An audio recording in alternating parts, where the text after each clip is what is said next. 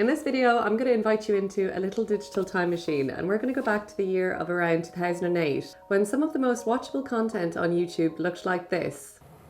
When I say weak ass, you say bitch. Weak ass.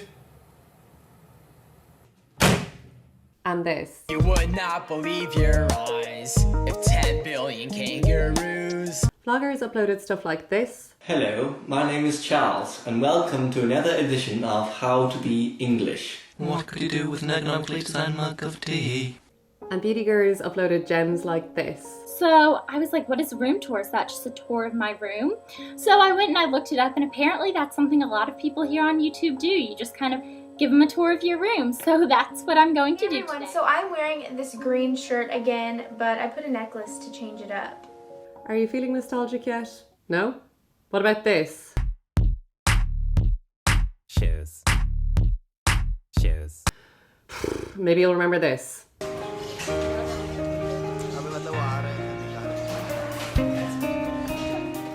In this video, I'm going to be examining the type of content that was popular on YouTube 15 years ago, the type of creators that were popular, and the type of trends that were happening, or tags as they were better known as at the time. I think it's important to start off this video on the note that YouTube creators 15 years ago didn't really have a frame of reference when it came to creating video content on the internet. They were navigating a totally new space and were likely inspired by TV shows, films, and music videos. This is apparent when you look at some of the features of the content at the time, like how every cool channel seemed to have an elaborate intro that was similar to a TV show. And while there was no frame of reference aside from traditional media, people were aware that YouTube gave them this unique ability to make videos that were personal. And so I even think the concept of keeping a diary very much influenced some of these earlier videos. When you look at so many of the vlogs that were uploaded during this time, many of them were dated in the title, despite it being in the description as well. And there was no follow me around content. People were just sitting in front of their webcam at home for the most part. And so naturally it was more personal. The benchmark for what was regarded as impressive content was radically different to what it is today. There were no flashy thumbnails or teams of editors working behind the scenes. It was an era where people truly embraced the cringe. Me, I come from the future. It took a certain type of person to have the balls to put themselves out there when it really wasn't a done thing at the time. Last week when I was thinking about this topic, I sought out this video from the depths of the internet, and it's titled The Internet, by a very amazing early YouTube creator called Mimi Molly. The internet. Plug in your computer. Connect to the internet. Surf around for a while until you find a website that fascinates you. Investigate the website further. Become interested. Become obsessed. Jump on the bandwagon. Suck up to the people who got there first in hopes that you'll fit in. Finally find your place. Relax for a little while. Neglect your real life. Realize that you're neglecting your real life. Become irritated that you're neglecting your real life. Decide to stop going online so much. Molly was 19 in this video, and I watched this age 12 and thought it was revolutionary. And frankly, 15 years later, my opinion remains very much unchanged. There's so many comments which say nothing has changed, we're all still addicted to the internet, yada yada yada. However, I find the way she presents being a YouTuber really interesting here. She says, find yourself missing what you used to be involved in. Here she's referring to the YouTube community that she was in, starting new tags and moving on without her. You can really see from this video that having a presence on YouTube back then just involved interacting with other people within the community and posting some videos yourself. When I looked through the comments of this video, many of them acknowledged that they found it through looking through Bo Burnham's liked videos. This really got me thinking, because the most mind-blowing thing about 2008 YouTube to me personally is how small it was. I existed in the same tiny communities as people like Bo Burnham, whose movie I watched on my flight last week. And I think about how Tyler Oakley had commented on my channel to thank me for subscribing. To put it into perspective, one of the biggest channels back then, called Lonely Girl 17, which was documented as part of internet history as the first ever web series, never reached more than 100,000 subscribers during its peak. And nobody on YouTube had 1 million subscribers till mid-2009. If you had 1 million subscribers in 2009, you were the #1 most subscribed to person on YouTube worldwide. Hey, it's Fred! And I'm gonna go grocery shopping! I think the most disillusioning thing about the internet today is that I'll stumble across a channel I have never heard of before, and it will casually have like 5 million subscribers. We all know YouTube channels can feel a bit like communities. But back then, it wasn't a channel per se, or even a specific category of channel. YouTube was small enough for a sense of community to exist across the entire site. It was just the community of YouTube. People didn't take this ability to connect with people from all over the world for granted because we were just one generation away from having to send a letter in the post. The novelty of this experience is reflected in the kinds of trends that were happening on YouTube during this time. A good example is flash mobs. The day after that, me and like 50 nerd fighters flash mobbed a Barnes & Noble store. And after you don't know what that means, basically we sent out a little announcement that said, come to the Barnes & Noble, and everyone did, and we were all there, and it was like, ha ha ha. And then we went across the street and hung out. Oh my god, yes, that is so cool. Oh my Oh, you're welcome. I wish you were here. You may initially think of a dance flash mob, but a standard flash mob is essentially just the congregation of people in a public space. The dancing came a little after, and the whole point of it was that there would be an unexplained mob of people in a public space. This is like peak 2008, 2009, we just discovered the internet type of shit. The idea that these people had conspired to do this via the internet would have felt like a cool and niche thing at the time. It was the ultimate troll because people who weren't on the internet would have been like, how did you guys all organize to be here at one time? There's like 200 of you. And then they would have just been like, we're on this niche thing called YouTube. It's kind of a weird nerdy thing. Oh, you work here? We're gonna head out to Starbucks. I know we should arrange a venue next time. Yeah. Meetups in general were really common and very informal. YouTubers would just announce that they were having a meetup, and usually tons of other YouTubers and their viewers would all meet in the space. Hey, how's it going? I'm Charles Rippey and I'm stealing I Love Shoes' camera.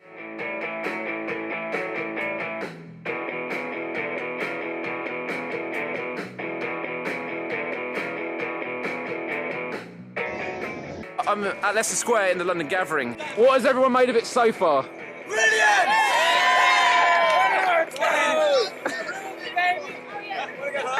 And then when I got my own video camera as a birthday present, I would start making my own videos.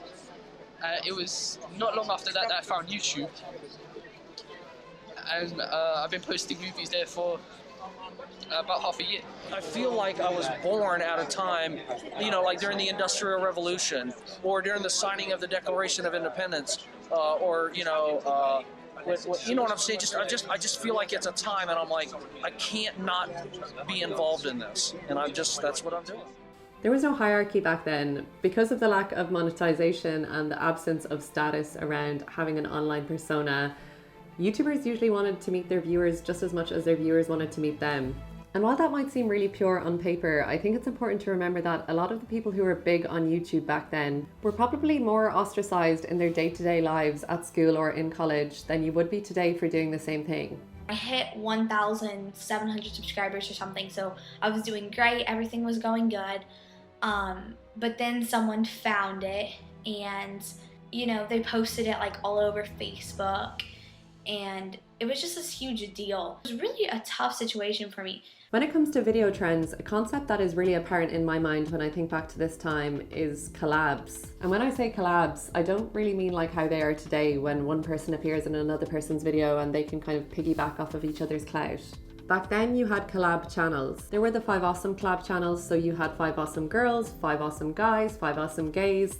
The premises of these channels was that there were 5 people who shared an account and password, and they were each assigned a day of the week, and on that day they had to make a vlog. Oh my gaga, it's Monday already? So this week's theme Tyler picked is talk about your 21st birthday, so I'm just gonna add that you have to incorporate Lady Gaga. Hey girls, it's Friday, October 17th, and yesterday was one of the best days of my life. Well, upon looking through many of the 2008 vlogs, I realised that many of them were like being on an MSN call with the YouTuber. And so the beginning of parasocial relationships on the internet was born. These vlogs were usually 2 to 3 minutes in length. There would be a theme each week for the group to focus on, and that is what their video would be about. During these videos, the YouTubers would make reference to each other's videos. It was like as though they were talking to each other exclusively through the vlogs. Alan, I loved your letters that you wrote on Monday. Again, like Charlie, I would have probably done that myself and made a letters video, but I've been a bit lazy and couldn't be bothered to write the letters, so instead I'm just going to talk to you for a few minutes. Another example of a collaborative type of channel is the 365 Project. This was a channel set up by 2 guys in the YouTube community in the UK. The project began on January 1st, 2009 and ran until December 31st, 2009. Each day used a different vlogger and helped those who were undiscovered to have a voice. Here the blog says, This is the post for the featured video. This video is truly amazing. I cannot believe it never got more views. You must watch this. Hello, my name is Gareth. The channel is like a beautiful archive that captures the innocence of the internet during this time. To be able to get 365 different people to upload a video every single day on the channel is pretty amazing. In terms of content, there was also the popularity of tags, which were pretty much trends, except unlike today, very few of them involved dancing. One tag that really stands out in my memory is the Dear Body tag. Your body. Hair. I'm sorry for cutting you up all the time. Face. Teeth. Sorry Mom and Dad can't afford to put braces on you yet, but don't worry, you won't be so cramped someday. Like when you think about it, these teenagers were sitting down, writing a letter titled Dear Body, and crafting up something that they wanted to put on the internet and share. It was a very vulnerable and cringy space, and ultimately it was quite healthy, feel-good content for teenagers. And in order to do a tag, you usually were tagged. So someone would create a tag and then tag 3 other YouTubers, and they would tag 3 other YouTubers, and so forth. I haven't seen any tags that are like about jewellery and accessories and stuff like that. So this tag is called the Jewels and Accessories tag. Okay, so that's my favourite ring. My favourite scarf is here. And I'm going to tag some people actually. Charming Royalty, Dulce Candy, Andrea from Just Toys, Nell from Makeup by Mel, Buffy Gorgeous Makeup, Anna from Style Diet, and Bubblegum as well, Erica and Queen Beauty, and Makeup 26. You might have noticed a big theme here, which is that there was a huge focus on community. Young people were making content that was much less performative and far more interactive. And YouTube at the time was focused on facilitating this. It was more like Facebook in that you had a profile and you could interact with other people. You could direct message any YouTubers, so you had like an inbox on YouTube. You also had a channel page where people could comment, and there was no anonymity with regard to subscribers. You knew exactly who was subscribed to you. It was very community oriented. What I hate about television is that television is something you watch. What I love about YouTube is that it's not television. It's something that you're called to participate in. My favorite thing about YouTube isn't even what happens inside of here. My favorite thing is what happens down there. For our community at least, the comments and video responses are a huge portion of what goes on in these videos. There was also the video response feature, which is seemingly forgotten about. This was when somebody would post a video. You could not only comment, you could create a video in response and it appeared under the video. But it was a great way for viewers to piggyback off the success of the people who they watched, because often their audience was drawn towards other people within the community via the video responses. If you didn't already know, I gave the opportunity for my viewers to upload a video asking me a question. Hi, so we all know what Tes means, but what does Jumba mean? You don't know what Jumba means? I thought it was pretty obvious that Jumba is an adjective to describe my... Viewers of content were not incentivized to be passive observers, but rather had opportunities to be in the content of the creators that they watched. There would have been a very real feeling of being able to get involved. Strangely, there were also very legitimate opportunities coming up on YouTube at this time. Record labels were discovering people like Justin Bieber, and Vancouver Film School ran a competition on YouTube in 2008 where participants could win a 4-year scholarship to their university. To enter, all you have to do is upload a short film, animation, or creative pitch that shows you have what it takes to attend the program of your choice. At VFS, we believe results matter. So we want to see ideas based on the theme, what matters to you. Then, the YouTube community will watch the videos and choose 3 scholarship winners. Remember, it's all about you and what matters to you. And although I was too young to enter, I was transfixed on this competition. I think I watched every entry. There was probably under 50 entries and 4 winners in total. My favorite of the submissions was actually one of the winners. I managed to find this video and I'm going to play a quick snippet because it's a good example of some of the high quality stuff that novice filmmakers were able to produce back then.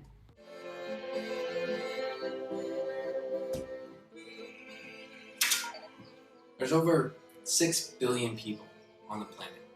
And I read on the internet that there's something like 176 babies born every minute. At the same time, there's about 96 people dying. So it means we're growing at about a rate of person a second. I thought it was so incredible because I think it gave me an insight into how the medium of video could evolve for the average person. I also remember that David Attenborough candidly narrated the intro to Charlie Is So Cool Like's channel. And there were artists and record labels taking submissions for music videos via YouTube responses. The other more classic mainstream trends that were happening on YouTube at the time were less personality oriented. You had animation videos made on Microsoft Paint. I walk a lonely road. You had parodies, of course, and misheard lyrics were quite a big thing too.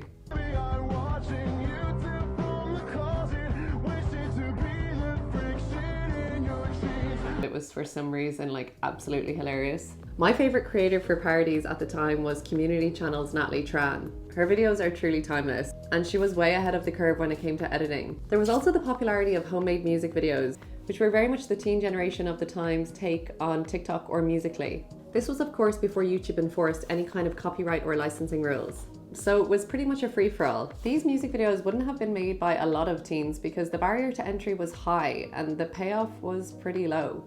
People outside of the internet probably would have thought you were less cool for doing it, and it was a lot of work. Wake up in the morning feeling like P. Diddy. Hey, what up, Grab girl? my glasses, I'm out the door. I'm gonna hit this city. Let's go. Before I leave, brush my teeth with a bottle of Jack. Cause when I leave for the night, I ain't coming back. I'm talking pedicure on our toes, toes. Trying on all our clothes, clothes. Boys blowing up our phones, phones. Drop top and playing our favorite CDs. Pulling up to the parties. Trying to get a little bit tipsy. I watched this enamored. Like, I thought that this was the coolest thing. She was with this video in the top 30 most discussed videos on YouTube Music. People also just use YouTube as a platform to make music, but it was very unserious. And girl, don't sit on that couch cause I treat my objects like women. I spit fire like I just blew a demon. My shit's so hot, I'll leave your toilet bowl steaming. The absence of monetary incentives combined with a lack of regulation with regard to copyright, etc., presented this really unique point in time on YouTube and the internet in general, where not only was it not a platform where you could make money, but the opportunity to make money via YouTube was not really on anyone's radar. It was this blissful ignorance that makes it such a positive, nostalgic memory. And no one realized that so many people in the generations to come would never experience YouTube or social media in that way. Totally untainted by commercial opportunities or a hunger for fame or status. And finally, I think one of the more interesting parts of looking back at this time is the introduction of brand involvement and how that happened. How much? Free. What? Yeah, it's completely free. It's free? Yeah, it's completely free. Who's paying for the bandwidth? That's amazing. not us. Right now, there's no ads on the page. It's a fairly new service too, so I think that's part of it. So Hank, you might be wondering why I dressed up for my video today. It's because I'm trying to make us more attractive to advertisers. Corporations are not in the business of being awesome. They exist to make money, and according to almost every analyst on Wall Street, YouTube loses money hand over fist. Because it turns out that tens of millions of people want to watch squirrels water skiing for free, but it's difficult to monetize those views because Lucky Charms doesn't want to associate their brand with water skiing squirrels. Advertisers want to be associated with, like, American Dad and Bones. But I am a little bit mad at advertisers for thinking that user-generated content can't sell Lucky Charms. I can sell Lucky Charms as well as anybody. Lucky Charms are like the vampires of breakfast cereal. They're magical, they're delicious, they're a little bit dangerous and bad for you.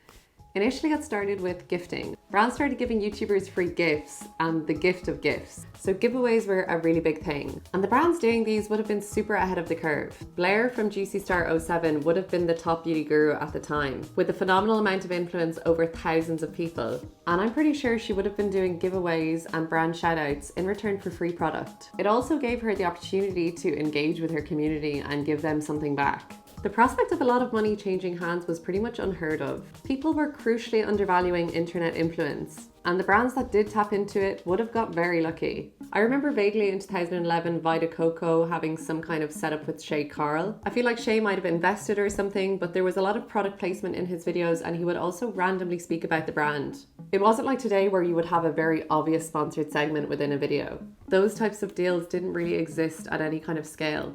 Back then, people didn't know what they should pay, what they should charge, or whether they should be charging anything at all. It was a whole new marketing channel where a lot of brands would have cashed in, and YouTubers likely undersold themselves not knowing any better. While now the most popular dream job for a kid is apparently a YouTuber, back then it was still very much that kids wanted to be pop stars. YouTube was a much less saturated space, both in terms of viewers, but especially content creators. Nobody was on YouTube to curate a persona that would enable them to make money, or even to bolster their own self-image. prospect of where the internet could get you at that time was very much unknown. Internet personalities were a fringe concept, and putting anything on YouTube from a personal perspective was kind of taboo. You risked being viewed as strange, particularly as a teenager. I do wonder if someone like Natalie Tran had have been in her early 20s in today's era of TikTok, whether she would be big or not. Because while she obviously has all of the skills and talent, you'd wonder if it would have the same appeal. Back then, the barrier to entry was high. You had to have access to a computer, a video recording device, and you had to know how to upload. It wasn't as simple as being able to do it directly from your phone. And while it was a less accessible community, the lack of resources seemed to make people more resourceful. They didn't just have a green screen filter that they could use for sketches. They really had to mimic traditional media production more than you do as a beginner today. I suppose it isn't really a coincidence then that many of the YouTubers were nerds who weren't afraid to go against the grain and put themselves out there in the pursuit of self-expression. The total absence of copyright claims meant that YouTube was like the Wild Wild West. Given it was legal, you could pretty much upload whatever you wanted. Sadly, lots of 2008 old YouTube videos have been lost due to copyright claims taking them down or the creators themselves removing the content and/or their channels.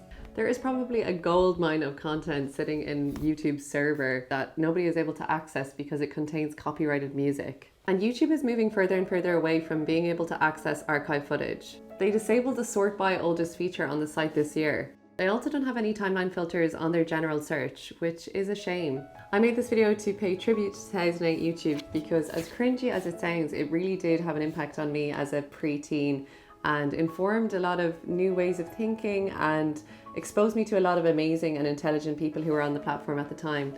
So yeah, hopefully this video provided some nostalgia for those of you who were there to witness it and some context for those of you who were not. Fun fact, one way to identify a video response today is that RE is still the prefix in the title of the video. So I found that when I was searching RE dear body, all of the videos that came up would have been video responses. Thank you so much for watching this video. If you did like it, please click like and please subscribe to my channel if you would like to see more internet culture type topics.